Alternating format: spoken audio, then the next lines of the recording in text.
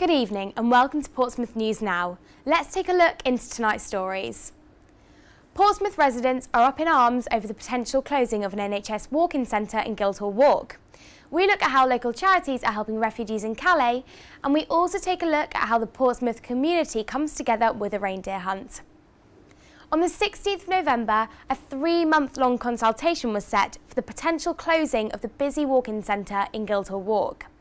The NHS Portsmouth Clinical Commissioning Group, which pays for the service, is looking to make a change as the Guildhall contract is up for renewal in March next year. Earlier on today, Sophie took a closer look at some of the local views and opinions from residents of Portsmouth. Hello, I'm standing in front of the Guildhall NHS Walking Centre here in Portsmouth. The Walking Centre has been established in the year 2009 and has over 6,000 people registered as GP patients. Currently, the NHS and the local council are discussing 3 possible options to whether or not the walking centre should stay or not. The first option would be to leave it as it is. The second option would be to transfer it to the St Mary's Hospital outside of Portsmouth. And the third option would be to close it down completely. We asked some locals about their opinion on this topic. So, are you currently a patient at the Guildhall NHS Walking Centre? I've used it before, yeah. And have you heard about the potential closure of it? I have, yeah. What are your views about it? I think if it costs an awful lot of money, then it's difficult to justify, and it doesn't get that many patients through the door, then it's difficult to justify it. I think it'd be a shame to close it down. It's if someone's ill and they want emergency treatment, they've got to have somewhere to go. So it's actually quite useful, especially with 2 little children, if we do need to use emergency appointment or medical services without actually having to go to A&E, because I'm just aware that when you go to A&E you're actually taking the place of somebody who actually might be in a life-threatening condition. So you might have an emergency, but it's not a life-threatening emergency, so that's why places like this are really useful. St Mary's is like one of the most difficult hospitals to get to, isn't it, in the city? It's so awkward. So yeah, it's really about the location where it is. That's like probably why so many people do use it. Because it's kind of the same distance with me, really, travelling on my bike, so it wouldn't really matter to me, to be honest. The walk-in centre is used by many students and locals of Portsmouth. If you want more information about the potential closure of the walk-in centre, then the Portsmouth Clinical Commission Group are holding drop-in sessions at the Cascade Shopping Centre. We would love to know what your views and opinions are. If you want to get involved, tweet us at PNN Daily. With the Christmas holidays rapidly approaching, we turn our attention to the less fortunate this year and look at how local charities are giving back this Christmas. I'm here on Albert Road to talk to the owner of Alberito about how they're helping the less fortunate this Christmas and the refugees in Calais.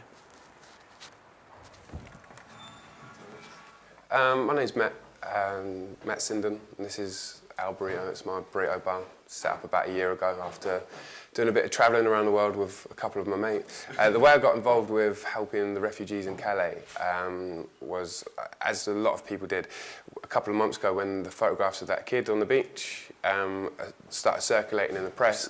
What really got to me was it was somebody's job to turn away that family and say, look, sorry, you're not allowed in this country because my boss said you're not. Like, rather than being a human being and saying that person needs your help, come in, they said they turned them away, and as a result, people are dying.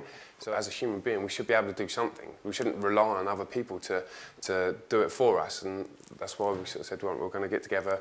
We started off saying that we're going to just take off 1 van load of food and some water. We're going to actually take beans and some water over to Calais. It seemed a bit naive at the time.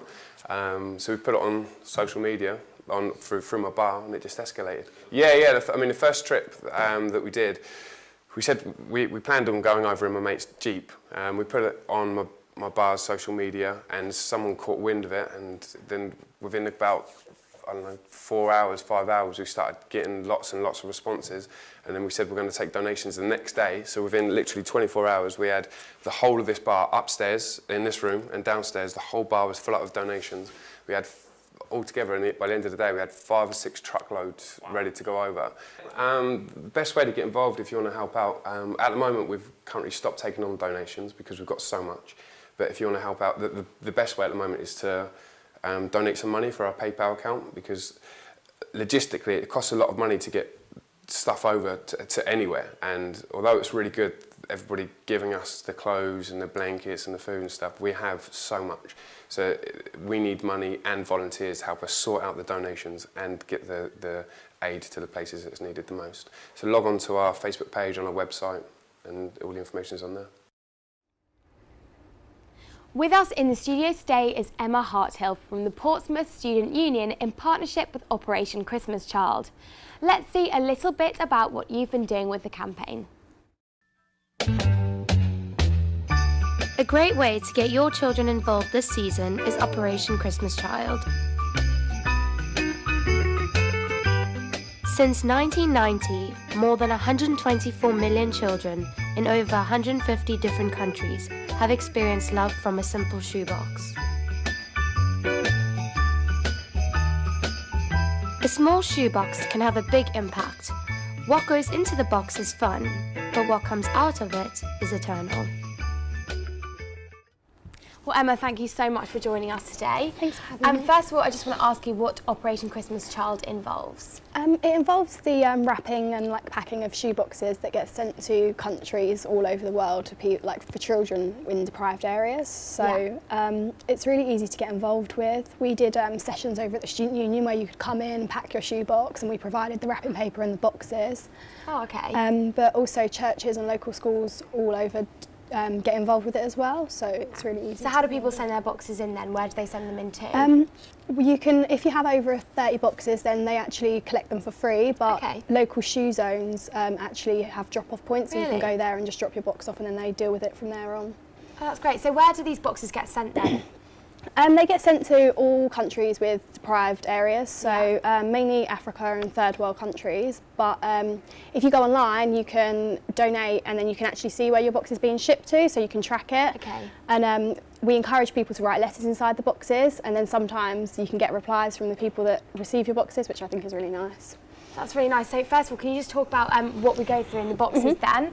What would people normally put in these?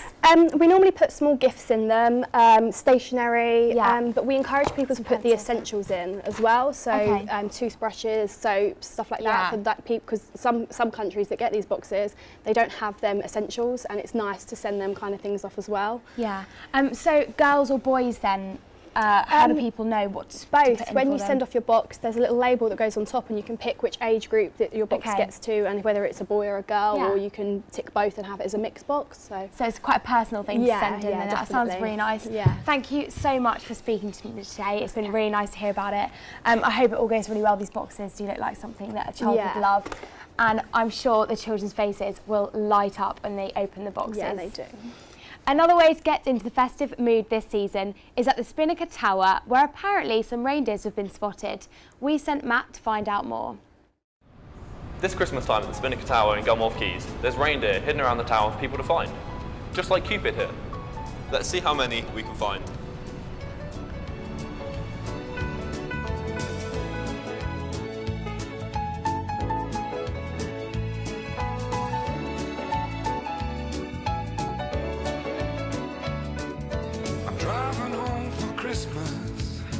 The reindeer are going to be in the tower from the 28th of November to the 31st of December.